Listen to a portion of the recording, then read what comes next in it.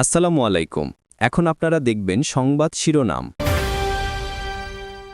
উত্তরের ৪ জেলায় জামাতের নির্বাচনী জনসভা। ক্ষমতায় গেলে বিলুপ্ত হবে জমিদারি প্রথার মতো রাজনীতি, বললেন দলের আমির ডাক্তার শফিকুর রহমান। ৫৪ বছরে বাংলাদেশ বারবার সুযোগ পেয়েছে, তারা নিজেরা ক্ষমতাবান হয়েছেন, কিন্তু জনগণের ক্ষমতা তারা বৃদ্ধি করেন নাই।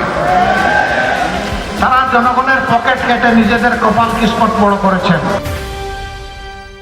ভোটের প্রচারের সর্বশক্তি দিয়ে মাঠে নেমেছে বিএনপি জামাতের প্রার্থীরা দিন রাত চষে বেড়াচ্ছেন একের পর এক এলাকা, সমস্যা সমাধানে দিচ্ছেন নানান প্রতিশ্রুতি। যে উচ্ছ্বাস নিয়ে সবাই প্ল্যান করছেন, মুখিয়ে আছেন, সেরকম উৎসবমুখর পরিবেশেই যাতে একটা সুষ্ঠু নিরাপদ নির্বাচন হয় সেটাই আশা থাকবে।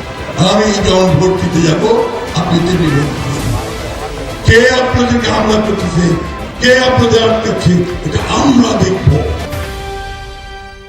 সুবিধায় পিছিয়ে থাকা ঢাকার নতুন ৩৬টি ওয়ার্ডে নির্বাচনী হওয়া, প্রার্থীদের অঙ্গীকারে পুরোপুরি আস্থা নেই বাসিন্দাদের, ভোট দিবেন পরিবর্তনের আশা। টাসেরকান্দির গুন্নাগড়ের ফকিরখালীর কত রুগী যে এমনি আনো কত কষ্ট করিয়া। ইমার্জেন্সি রুগী থাকলে আমরা হসপিটাল ঠিক মতো নিতে পারি না। সিটি কর্পোরেশন যত সুযোগ সুবিধা আছে আমরা নাগরিক হিসেবে আঙ্গুর দিতে হবে, কারণ আমরা ট্যাক্স দিই।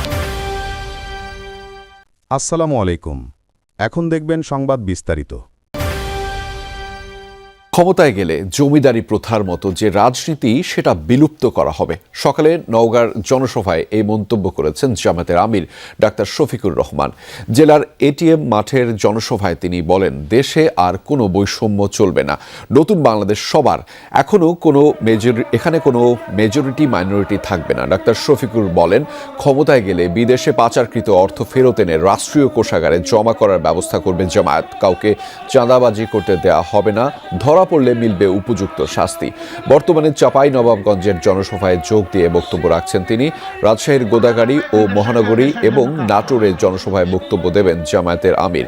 রাতে নাটোরে অবস্থান করবেন তিনি, পরদিন যোগ দেবেন বরিশালের ৫৪ বছরে বাংলাদেশ বারবার সুযোগ পেয়েছে, যারা শাসন ক্ষমতায় এসেছেন তারা নিজেরা ক্ষমতাবান হয়েছেন, কিন্তু জনগণের ক্ষমতা তারা বৃদ্ধি করেন নাই।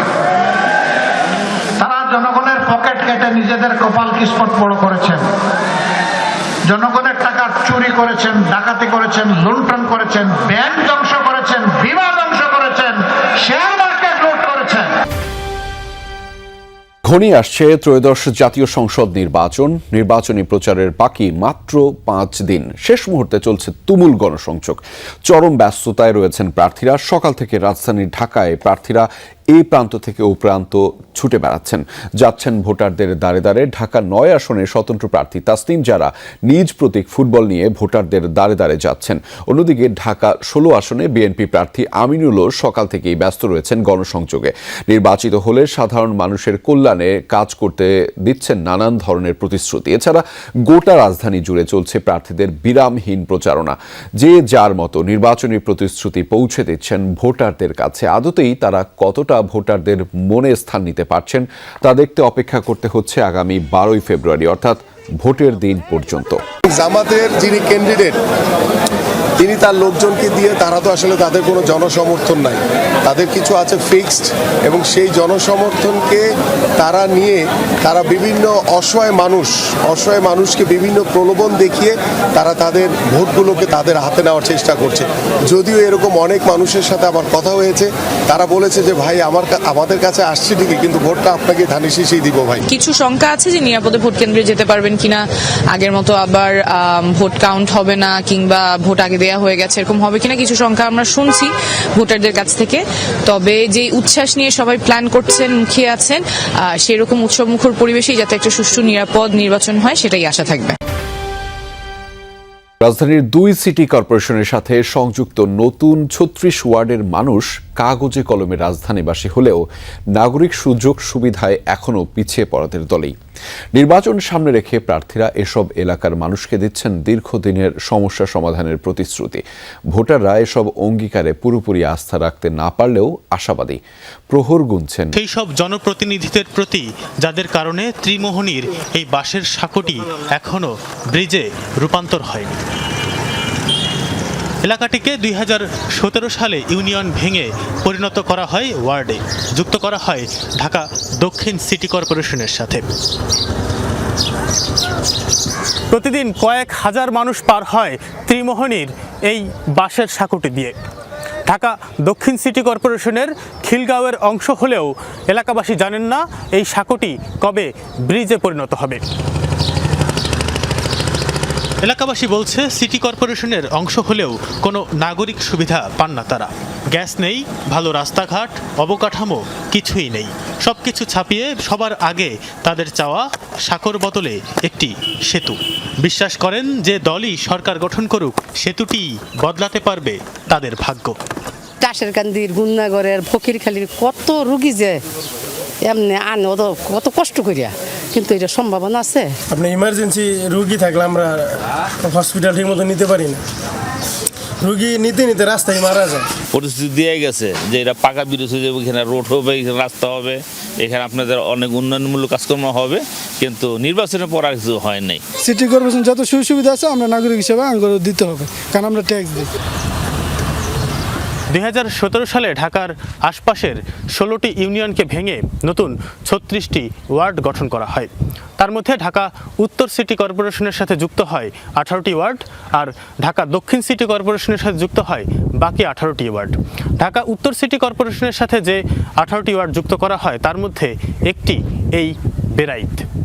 গুলশানে ঢাকা উত্তর সিটি কর্পোরেশনের যে কার্যালয় রয়েছে সেখান থেকে এই বেরাইদের দূরত্ব মাত্র 8 কিলোমিটার, কিন্তু ঢাকার বা রাজধানীর মানুষের জীবনমানের সাথে এই অঞ্চলের মানুষের জীবনমানের দূরত্ব কয়েক হাজার মাইল। এখনো আছে কাঁচা রাস্তা, মেঠোপথ, গ্যাসের প্রকট সংকট, মাদক সন্ত্রাসের বারবারন্ত।